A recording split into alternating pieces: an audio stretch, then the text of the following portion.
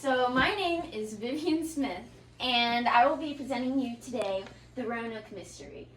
Where could an entire colony of people disappear to?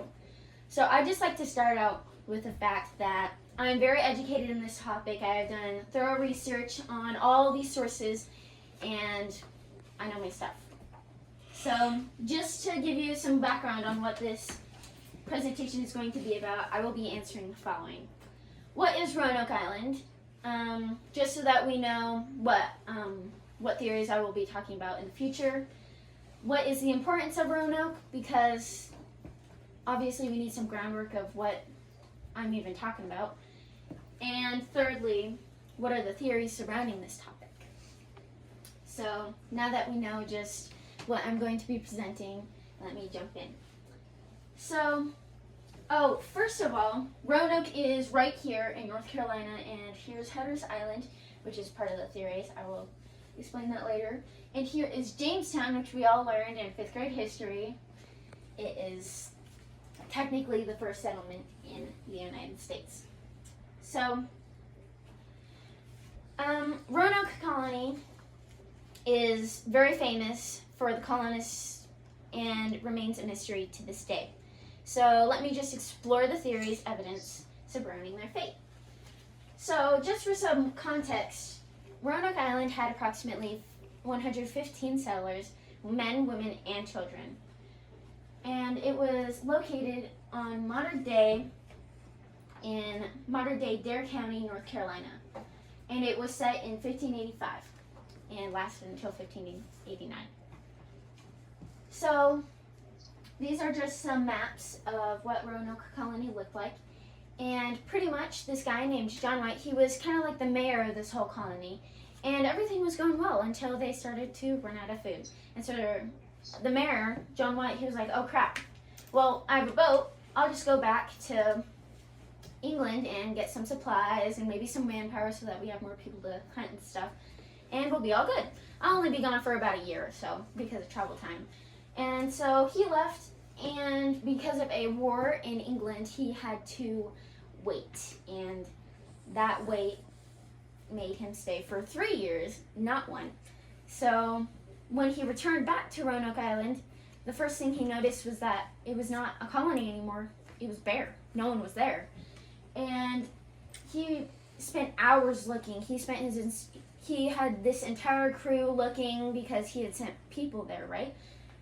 And he was just really confused as to how this whole colony of people, right? 115 people could have just disappeared into thin air. There are no human remains, no bones, and the only thing that he found was this tree written with CRO, which could indicate these nearby indigenous group called the Croatoan tribe. So just keep that in mind for the rest.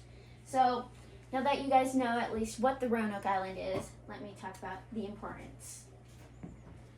So the importance of this Roanoke tribe island is that because we all live in America now, we at least need to know its history. You know, we know at least 3 presidents, and it's really concerning if we don't at least know one. And I think that it's really important to know at least who was here before us, because these are our ancestors, right? So it just really makes us wonder who came before us and why things happened. So now that we know the importance, I'm going to talk about the fun part, the theories. So the first theory that I studied was that the indigenous people and Europeans coexisted and interacted with each other, possibly influencing their fate. So as I said earlier, the tribe Croatoans were possibly trading with Roanoke Island. And as you can see, London redware, London, England, and yellow glazed Surrey, Hampshire boardware, that was from the indigenous group. So all of these pieces were found very close to each other. And so this has conducted a theory that they could have possibly, traded with each other, or maybe they lived off of one another during like a drought or something. And the second theory is that the indigenous people massacred the Europeans, ultimately leading to their demise. The only problem with this theory is that there's zero evidence pretty much, other than the indigenous people really had problems with people. And I have a quote to combat that. So, the possibility of hostilities, whether from indigenous groups, cannot be ruled out due to the political tensions of the time.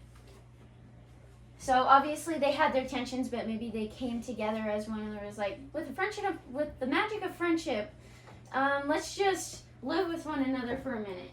But it really just doesn't have any proof. And the third most believed theory is that environmental factors cause shortages in everything. So pretty much they starved. So they did a tree ring analysis. So what you can see is this is a tree that they cut off from one of the nearby trees and said, hey, this is 1587, because they counted all of these, and said, this line is really skinny and very malnutrition. So this could indicate a drought. And the theory is that they pretty much starved and had no food or resources and died off, or moved to a different part of like the island or somewhere up, like maybe New York or something. And now that we know the theories, I'd just like to conclude that because of the cryptic word Croatoan, we'll never truly know what may have happened, but we can at least indicate that something happened. But we should always keep them in our hearts. And